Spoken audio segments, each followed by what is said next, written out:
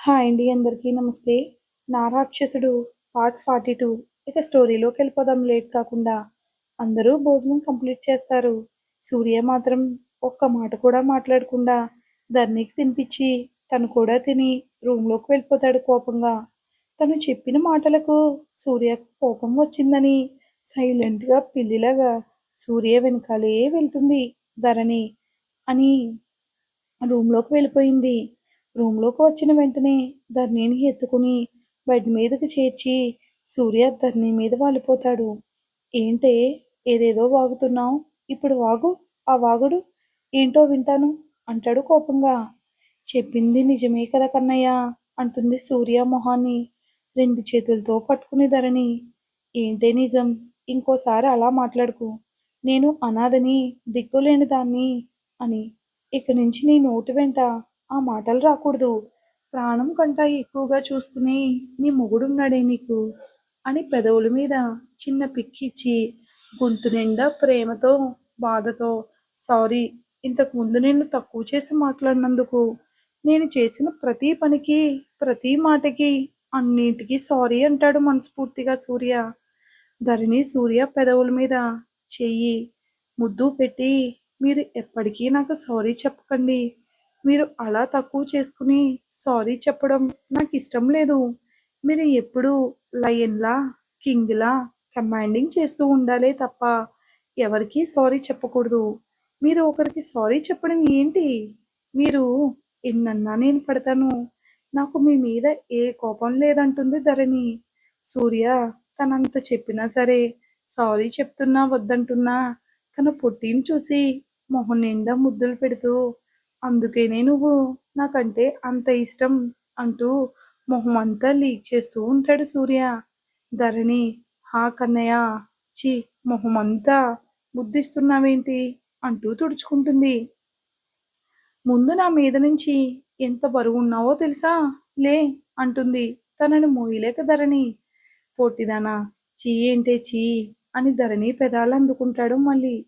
కొంత సమయానికి వదిలి ఆమెను తనలో కదుముకుంటూ, నా బరువును మోయకపోతే ఎలానే, ఇప్పటి నుంచి నువ్వే దాన్ని మోసేది అలవాటు చేసుకో అంటాడు సూర్య ఆమె మొహంలోకి చూస్తూ. నుదుటిన కుంకుమ, మెడలో పచ్చని తాళిని, తల నిండా మల్లెలు చూసి కొత్తగా కనిపిస్తుంది ధరణి సూర్య కళ్ళకు. పడుకుని ఉండడం వల్ల సూత్రాలు జారి మెడకు మీదకు వచ్చేసరికి వాటిని ముద్దాడి, ఈ పెళ్లికి ఇది కట్టినా నాకు ఇంత వాల్యూ ఇస్తావని అస్సలు అనుకోలేదు పొట్టి. నేను చేసిన పనులకు నువ్వు నన్ను అసహ్యించుకుంటావేమో అనుకుని ఈ పెళ్లికి వాల్యూ ఇవ్వవేమో అనుకున్నాను పొట్టి. కానీ నేను కట్టిన నేను, ఈ తాళి అన్నా నీకు ఇష్టమని అర్థమైంది. మన పెళ్ళిని నువ్వు యాక్సెప్ట్ చేశావు. ఐఎమ్ సో హ్యాపీ పొట్టి అని మళ్ళీ తాళిని గట్టిగా ముద్దాడాడు సూర్య. ధరణి హాస్పిటల్లో పడి ఉన్న నాకు మీరు ఆ తాళి కట్టాల్సిన అవసరం ఏంటి కన్నయ్య? మీరు ఎందుకు ఇలా చేశారు? నాకు ఇంకా చెప్పలేదు ఇప్పటి వరకు అంటుంది ధరణి. ధరణి అలా అడగగానే హాస్పిటల్లో జరిగిన సంఘటన గుర్తు రాగానే ఒక్కసారిగా భయం బాధ కలిగి ధరణిని గట్టిగా హక్ చేసుకుని మెడవంపులో దాచుకున్నాడు సూర్య.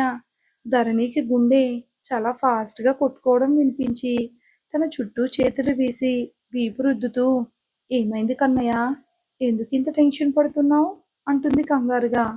కొంచెం పైకి లేచి సూర్య మొహాన్ని తన వైపుకు తిప్పుకుంటూ, ఇలా చూడు నా వైపుకు, ఏమైంది అంటూ సూర్య కళ్ళల్లోకి చూస్తూ పెదాలను చిన్నగా ముద్దు పెడుతుంది ధరణి.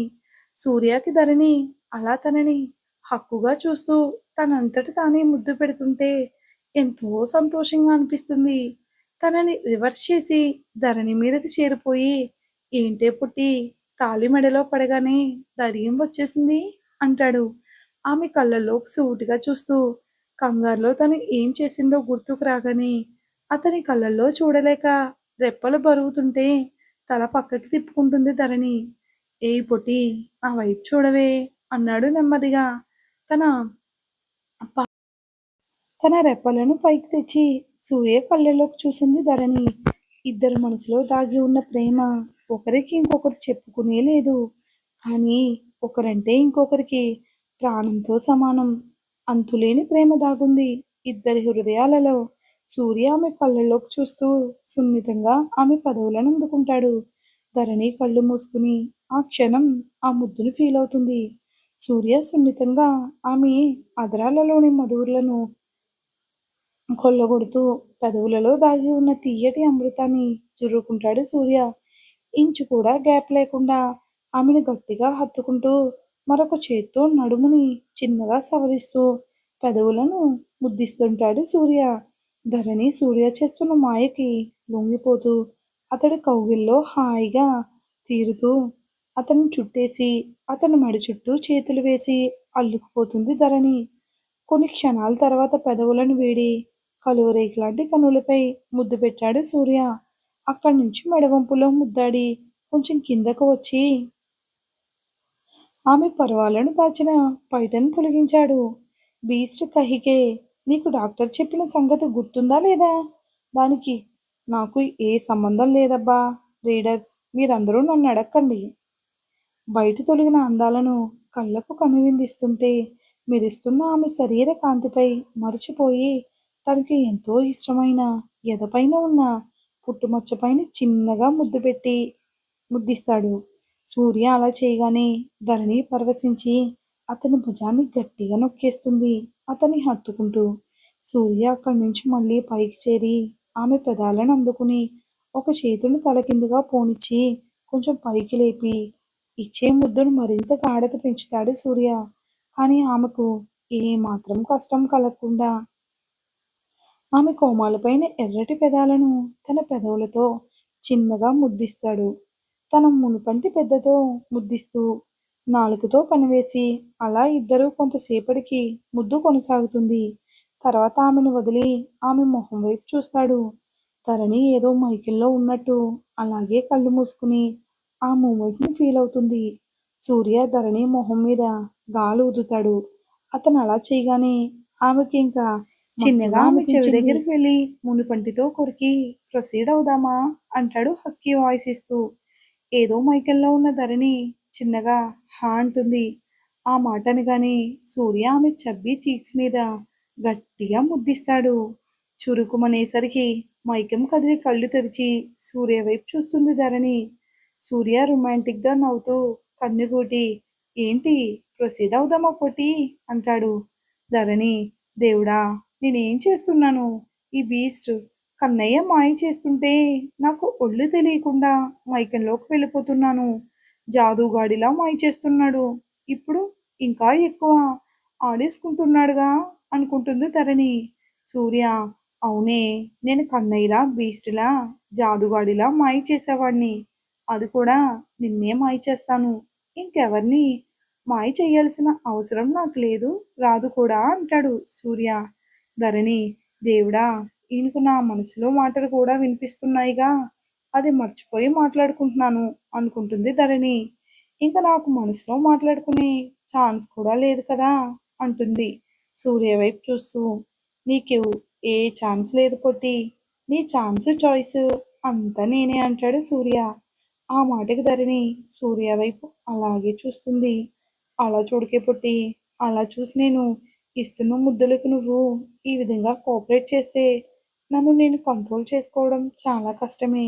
అసలే అన్నింటికి అలవాటు పడ్డ బాడీ కంట్రోల్ చేసుకోలేనంటాడు ఏడు మొహం పెట్టుకుని. సూర్య మొహం చూసి ధరణి ఒక్కసారిగా గట్టిగా నవ్వేస్తుంది. అలా నవ్వుతూ అంతలా ఎందుకు కంట్రోల్ చేసుకోవడం మరి అంటుంది. పొట్టి ఏం నాటకాలు ఆడుతున్నావే? నీకు హెల్త్ బాగోలేదని నేను ఏం చేయనని నీకు బాగా తెలుసు కదా పొట్టి, అందుకే అంత ధైర్యంగా అంటున్నావు. అదే మాట నీ హెల్త్ సెట్ అయిన తర్వాత చెప్పవే, నీకు ధైర్యం ఉంటే అంటాడు సూర్య. హెల్త్ సెట్ అయిన తర్వాత అప్పుడు చెప్తా నీ పని. అరిచి గీ పెట్టి గోల చేసినా సరే నిన్ను రూమ్లో నుంచి బయటికి పంపించనంటాడు సూర్య. అసలు ఇక్కడ వద్దు, మనని ఎవరూ డిస్టర్బ్ చేయకుండా ఎవరూ లేని ఏకాంత ప్రదేశంలో ఎక్కడో మారుమూలల్లో ఉన్న ఐలాండ్కి తీసుకెళ్తాను. సంవత్సరం దాకా అక్కడే ఉందాం. అప్పుడు చెప్తా నీ పని. గిలగిలా కొట్టుకున్నా సరే నిన్ను నా నుంచి దూరంగా వెళ్ళనివ్వనంటాడు సూర్య నవ్వుతూ. ధరణి సూర్య వైపు కోపంగా చూస్తూ సంవత్సరం మీకు సరిపోదేమో, అది కూడా చాలా తక్కువ టైం ఏమో మీకు అంటుంది వెటకారంగా. అవునే పొట్టి, సంవత్సరం అయినా చాలా తక్కువ టైం. ఏం చేద్దాం, మళ్ళీ మన మీద మన వాళ్ళు బెంగ పెట్టుకుంటారు. వాళ్ళ కోసం ఎలాగోలా అడ్జస్ట్ అవుదామంటాడు గారాలపోతూ సూర్య. ధరణికి సూర్యని చూస్తుంటే చాలా ఆశ్చర్యంగా ఉంది. ఎప్పుడూ కోపంగా గంభీరంగా ఉండే అతను ఇప్పుడు తన దగ్గర అలిగి గారాలు పోతూ బిహేవ్ చేస్తుంటే అతని మీద ఇంకా ఇష్టం పెరిగిపోతుంది ధరణికి.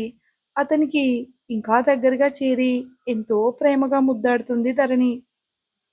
మన పొట్టిదానికి భార్య అనే లైసెన్స్ రాగానే ధైర్యం ఎక్కువైపోయింది. మాట్లాడితే ముద్దులిచ్చేస్తుంది. పొట్టిది అలా చేయగానే బీస్ట్ కూడా పెదాల మీద గాఢంగా ముద్దు పెట్టుకుని పొట్టిదాన్ని ఇంకా దగ్గరకు లాక్కుని ఆమెను అతని గుండెల మీద పడుకోబెట్టుకుని కొడతాడు సూర్య. ధరణి సూర్య గుండె చప్పుడు జోలపాటలా వింటూ హాయిగా కళ్ళు మూసుకుని మెడిసిన్ ప్రభావం వల్ల కొన్ని క్షణాలకే నిద్రలోకి జారుకుంటుంది ధరణి. సూర్య కూడా ప్రశాంతమైన మనసుతో ధరణిని చుట్టుకుని తను కూడా నిద్రపోతాడు. ఇక్కడ రాహుల్ ప్రశాంతమైన మనసుతో నిండి జాబులను చూస్తూ బాల్కనీలో నుంచుని వాళ్ళ అమ్మతో ఫోన్ మాట్లాడుతూ ఉన్నాడు. ధరణికి ఇలా జరిగింది అని వాళ్ళకి చెప్పలేదు. మళ్ళీ భయపడి హడావడి పడిపోతూ ఎక్కడ వస్తారో అని. అక్కడ ఊర్లో పరిస్థితి కూడా ఏం బాగలేదని రాహుల్ చెప్పలేదు. వాడికి ఈ విషయం గురించి తెలిసి మామూలు ఊర్లో విషయాలు తెలుసుకుని కొంతసేపు మాట్లాడి ఫోన్ పెట్టేస్తాడు రాహుల్. అలాగే జాబులిని చూస్తూ ప్రశాంతమైన వందనంతో ఉంటాడు రాహుల్. అప్పుడే మెల్లగా రమ్య వచ్చి వెనక నుంచి గట్టిగా హత్తుకుంటుంది రాహుల్ని.